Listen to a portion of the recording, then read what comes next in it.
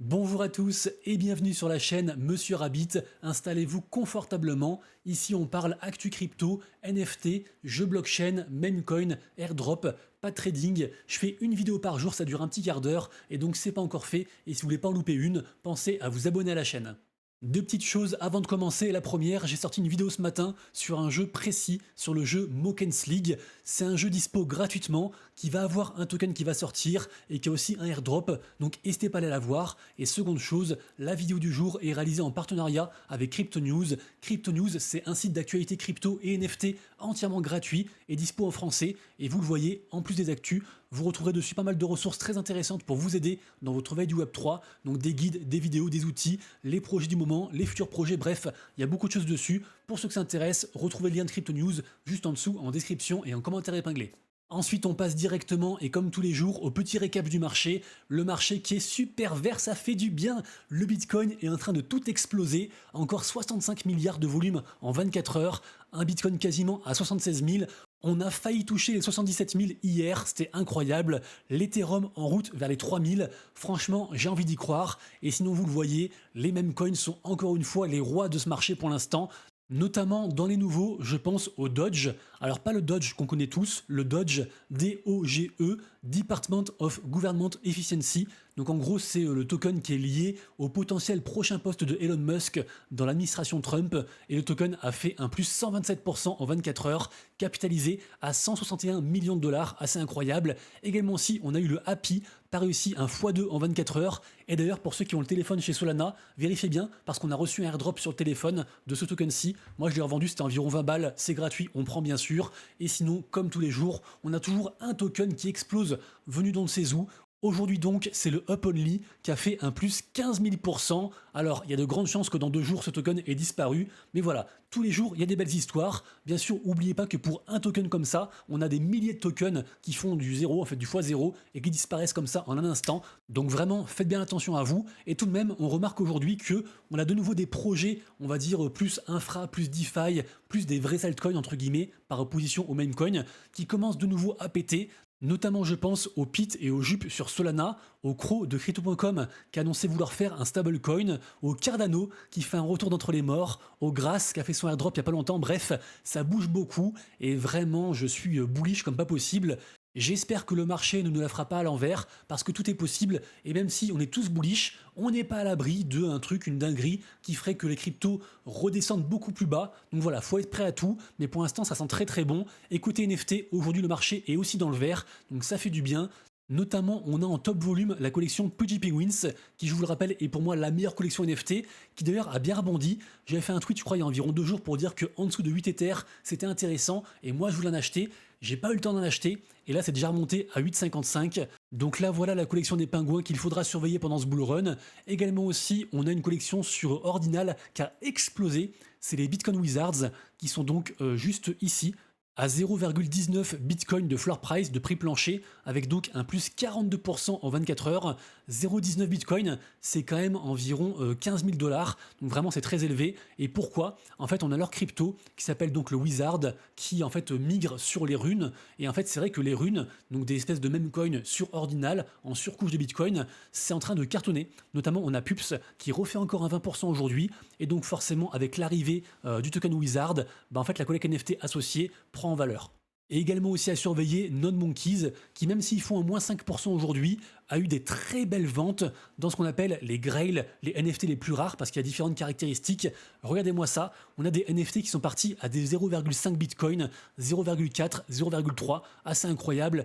Et si jamais, pour compléter, Bitcoin Puppets également à surveiller, donc une des collectes les plus capitalisées sur Ordinal, et la collecte associée en fait au même coin dont j'ai parlé à l'instant, le Pups, qui fait donc un plus 20%. Donc pareil aussi, ça c'est une collection impérativement à surveiller. Moi perso, ce que je pense, c'est que le Bitcoin va atteindre des nouveaux plus hauts, peut-être 80K, 90K, 100K, et que les NFT et les runes sur Ordinal devraient suivre au moins dans un premier temps. Donc moi je suis très bullish côté Ordinal, même si je suis pas encore très exposé. En tout cas, pour ceux que ça intéresse, je vous le rappelle, je fais ce récap NFT au complet tous les matins sur mon compte Twitter, donc n'hésitez pas à me suivre. Et d'ailleurs, dans ce récap, j'ai mentionné des Gods. Des Gods, vraiment, j'ai très très peur. Là, ils sont encore en moins 7% aujourd'hui, et le token des Gods est en train de s'écrouler. Et je me demande si c'est pas du coup un bon moment pour rentrer dessus. Pour l'instant, j'en ai encore zéro. Vous, qu'est-ce que vous en pensez? Cette collection, c'était entre guillemets la meilleure sur Solana au dernier cycle. Est-ce que c'est leur fin depuis qu'ils ont tout fusionné en une seule crypto, la crypto des gods? Je ne sais pas, mais je trouve que le risque-récompense me semble intéressant sur cette collection et donc cette crypto. Et juste pour finir, on a eu une très belle vente de l'artiste Sam Pratt, donc sa collection Crown of Lucy.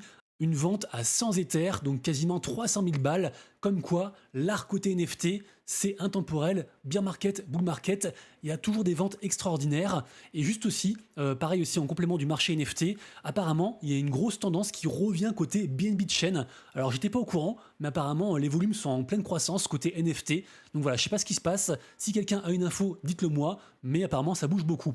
Ensuite, on parle de Sol Incinerator, parce que je me suis rendu compte que beaucoup de gens ne sont pas au courant en fait.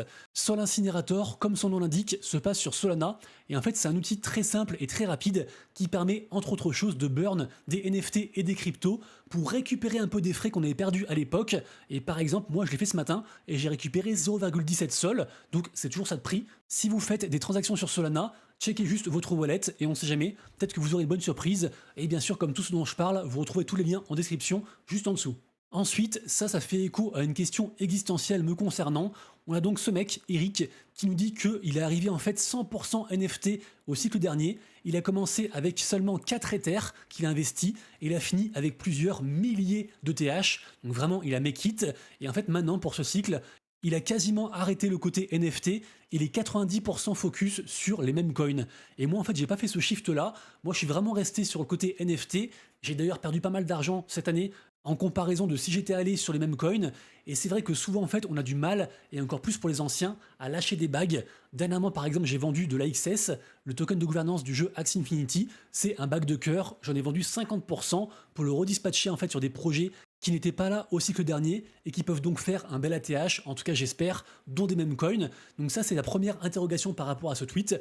Est-ce que j'ai bien fait de rester vraiment sur les NFT parce que c'est ce que j'aime plus que les mêmes coins? Je ne sais pas, et en tout cas la seconde partie de son tweet c'est très intéressant parce que du coup lui est allé très profondément côté NFT et aussi côté meme coin, et lui il pense que l'avenir ça pourrait être en fait un projet, une tendance qui réunirait parfaitement les avantages des meme coins et des NFT, donc une sorte en fait de technologie hybride qu'on ne connaît pas encore, peut-être une sorte en fait d'évolution au 404 qui est une sorte de nouvelle façon de faire des NFT et qui relie les cryptos aux NFT, mais au final cette tendance n'a jamais pris. Donc voilà, peut-être qu'on aura un hybride un de ces jours, donc je pense que c'est un truc à surveiller.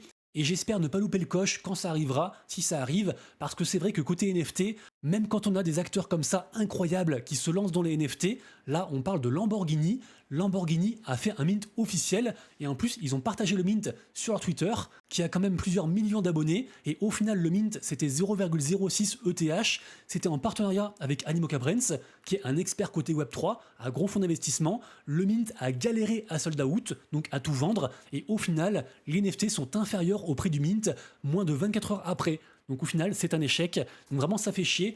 Et du coup si même en fait des gros acteurs comme ça aidés par des grosses boîtes Web3 ont du mal côté NFT, que nous réserve l'avenir côté NFT, je ne sais pas. Et donc voilà, moi je me suis beaucoup diversifié côté crypto et côté meme coin, mais malheureusement j'ai encore un très gros bag côté NFT. J'en suis content en vrai, hein, mais voilà, je me dis que si je devais refaire les choses, j'aurais quand même fait des choix un peu différents, et donc j'espère par la suite me servir de ces erreurs pour progresser et être meilleur pour ce bull run.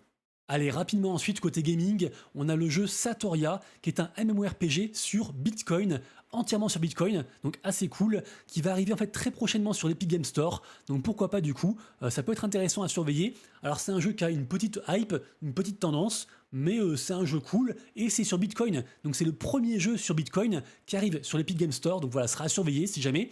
Ensuite, on a le jeu Dream Runner qui va arriver très bientôt, et en fait ce jeu, alors là il y a une bonne annonce, mais en vrai on n'apprend pas grand chose. Par contre ce qui est cool, c'est qu'en fait ce jeu est fait par les mêmes mecs qui avaient fait à l'époque le jeu Knights of the Ether, Night of the Ether plutôt je pense on prononce, bref, c'était un jeu qui avait bien marché, et donc les gens sont assez hypés par le retour de cette team.